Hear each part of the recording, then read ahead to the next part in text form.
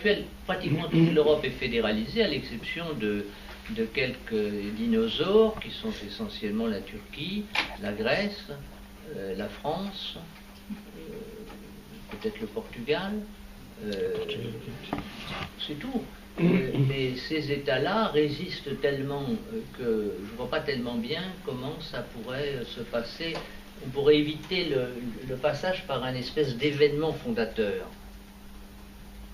Concrètement, c'est pas que je trouve ça bien, mais je crois que... Donc je pense la Grande-Bretagne est un peu moins pire, mais elle est quand même... c'est quand même pas terrible non plus en Grande-Bretagne. Ils récupèrent d'une main ce qu'ils prennent ce qu'ils donnent de l'autre. Hein. C'est compliqué. Longtemps avec l'Écosse, avec la Catalogne, avec pas mal d'autres cas, et la Flandre est encore plus caractéristique, je crois qu'il arrive un moment où un besoin de reconnaissance identitaire s'impose. Voilà. Dans certains cas, la bourgeoisie nationale catalane a porté l'idée catalane. Dans certains autres cas, c'est une revendication religieuse qui est à l'origine, c'est le clergé. Vous voyez, dans le même numéro que le FLB était soutenu par un nombre d'ecclésiastiques tout à fait étonnant dans les années 60. Bon. Dans d'autres cas, c'est au contraire extraordinairement populaire. Quelquefois, ça part de la base sociale. Il n'y a pas de réponse. C'est extraordinairement hétérogène, et même si on essaie d'aller plus loin en regardant ce que ça peut avoir à voir avec l'ethnicité, j'y trouve aucune réponse. C'est extrêmement confus, mais tout à fait passionnant. La mondialisation, c'est-à-dire l'ouverture des frontières, la standardisation des normes, etc., de manière à ce que ça soit rentable de gérer le monde comme un village économique planétaire. C'est une des tendances lourdes de notre monde. Et en face, on a, stimulé par cette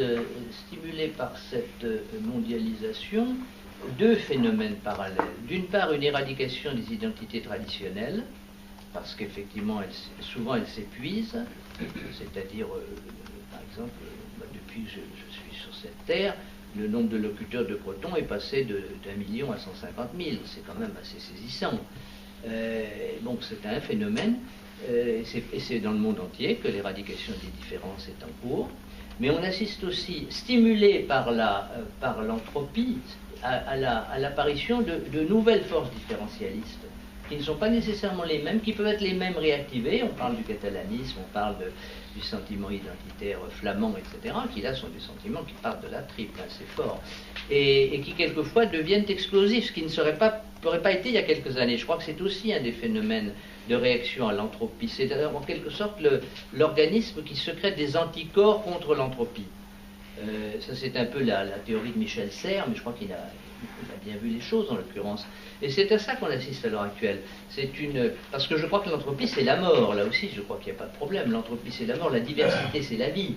Et donc, je ne cacherai pas que je ne suis pas très favorable, mais on n'est pas dans le domaine de la subjectivité, je ne suis pas favorable à cet aspect de la mondialisation. Je dis bien cet aspect. Mais voilà, donc c'est ça, je crois, les deux grandes forces en présence à l'heure actuelle. Et où est-ce qu'on va? Je ne sais pas. Ce qui est certain, c'est que le combat pour la survie des identités, je ne parle pas des nationalismes, des identités et des cultures est un combat absolument essentiel et permanent. Et je crois que vous faites ici un superbe boulot. Voilà. Merci. Ça correspond. Bravo, bravo. Très bien.